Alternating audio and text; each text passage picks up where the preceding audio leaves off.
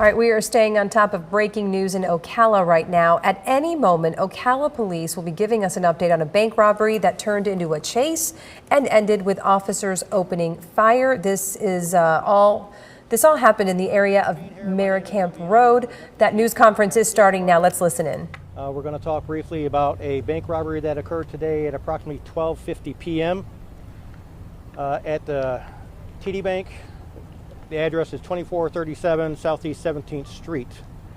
The call came in at 12:50. Minutes later, officers arrived on scene. Within minutes of arrival, there was also a group of officers that found the suspect vehicle in the 3100 block of Southeast Fort King. They attempted to stop the vehicle. They failed to comply, and a pursuit ensued. The pursuit lasted about 6 minutes, and the highest speed was 90 miles per hour. All right, it went down Fort King to Merricamp Road, or Baseline, I'm sorry, then to Merricamp, and it ended right behind me where the vehicle crashed, lost control, and crashed in the retention pond right behind me. 2 of the 3 suspects were either trapped or stayed in the vehicle itself after the crash, and 1 suspect, a black male, emerged. He was armed with a handgun. He was told several times by officers to stay where he was and drop his firearm. Instead, he raised the firearm and he was shot. The gunshot wound was to his right wrist, non-life threatening. And once the other 2 suspects were taken from the vehicle, everybody was rushed to the hospital to attend to any injuries. At this point, I can tell you that the range of charges for the 3 individuals is bank robbery, kidnapping, fleeing and eluding, and aggravated assault on a law enforcement officer. I don't have the names of the suspects, but the bank was robbed by a white male who was armed, and you'll probably ask where the kidnapping charge comes from.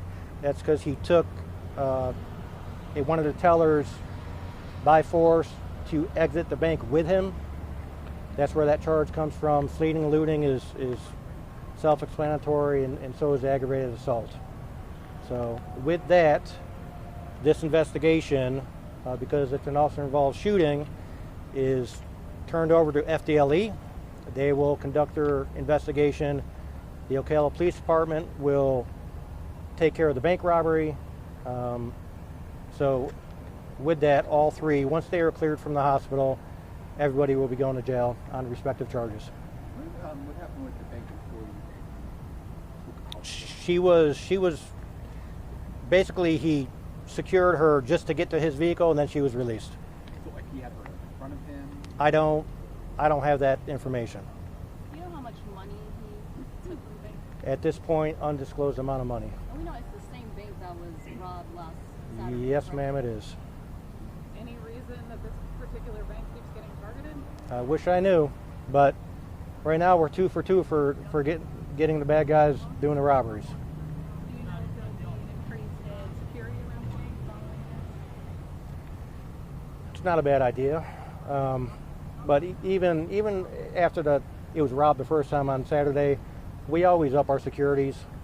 So, but it's very, very happenstance when it's going to occur.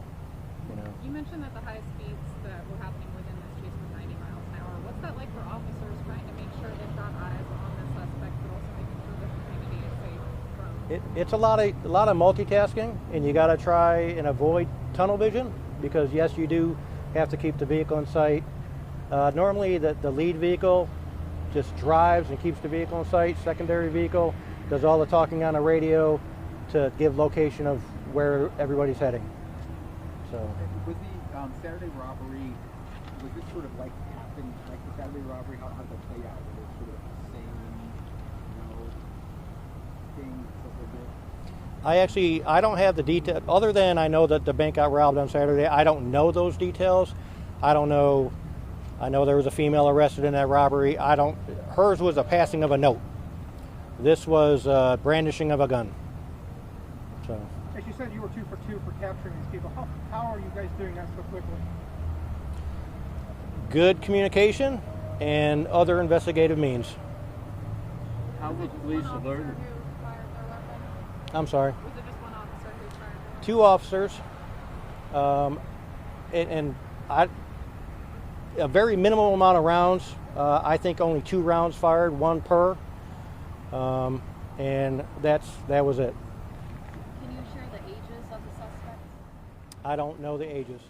All right, you've been listening live to detectives giving us a little bit of information about this scene in Ocala. This all started with a bank robbery at a TD Bank, and that turned into a chase, which then ended up in a crash and then an officer-involved shooting, where the officers there ended up shooting a suspect in the wrists because he had a gun. And a chaotic afternoon that we just found out now included that one of the suspects in that bank robbery actually took a teller out of the building. The officer there saying that he essentially used her to get to his car, thankfully let her go. But what a terrifying ordeal that had to have been for the teller. We are, of course, going to stay on top of that developing story in Ocala and continue to bring you the very latest throughout all our newscasts this afternoon.